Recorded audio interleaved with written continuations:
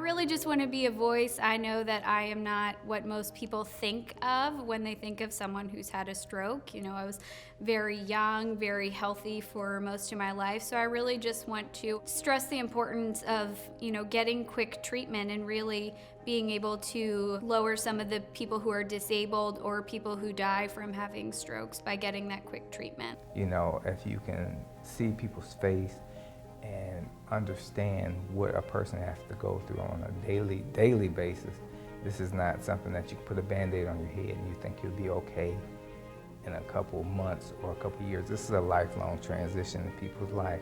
There are so many parts of the country and my own area, the Northwest, where people don't have access to acute stroke treatment, and there just aren't enough providers in these rural areas and smaller cities.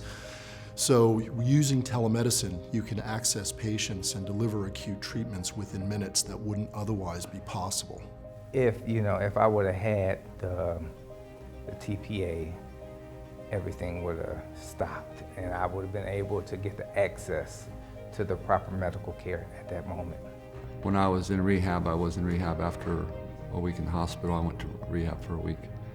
There was several people in there that had strokes, and I felt kind of bad that I had done so well and they had not fared so well. I just wonder if they had the access, how much further ahead they would be. It's the difference between being treated for a stroke and recovering, and not being treated and being left with a lifelong disability. So we're 100% okay with our new normal, but what if we would have had telemedicine at the time? Well, we don't live in a what if kind of situation, but I think that coming to Washington, D.C. and sharing my story, or sharing Brad's story, our story, because he's not the only one living with stroke.